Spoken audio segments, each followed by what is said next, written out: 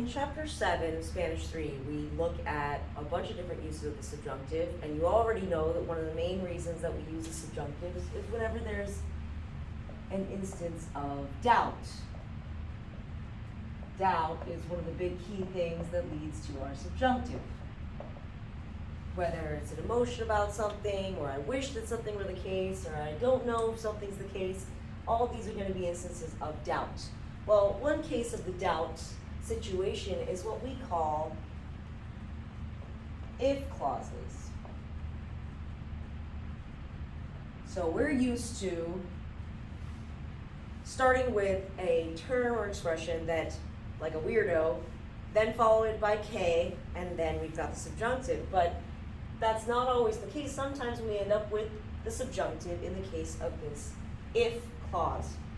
So let's say I'm looking for someone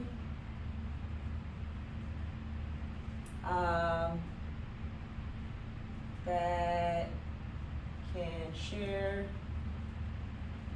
a ticket. In this case, does the someone that can share a ticket exist? It's a doubt. We're looking for someone that may or may not actually exist. So in this case, we are going to use the subjunctive. So I'm looking for, we just use busco a alguien, a personal, que pueda compartir boleto.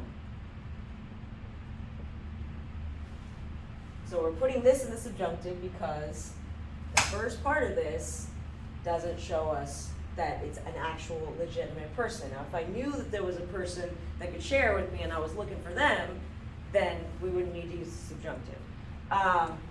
But like, pick the one you want.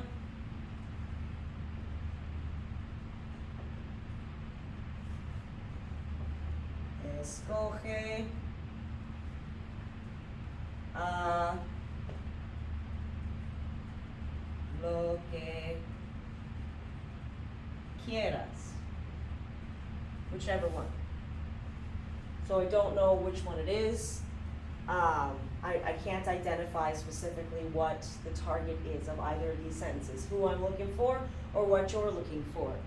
So in both those cases, we have a situation where there's kind of a doubt. So that's what an if clause is. It can also be used if you don't know anybody that can do that thing, or I've heard of nothing that is that tall, or so any situation, whether it's that you're looking for someone that fits that, or that you know that there's nothing that fits that, there's not a concrete person that falls into the description. So this whole adjective here, someone that can share a ticket, or this adjective, the thing that is wanted, those are called adjective clauses. So we're using our adjective clause. I'm sorry. This is not an if clause. This is an adjective clause. And my brain is still slightly addled, but I'm glad I was able to come and get the notes done for you, even though I don't get to be in class because I'm still positive for COVID. But adjective clauses, that's what I meant, and I explained it right, even though I put the wrong title at the beginning.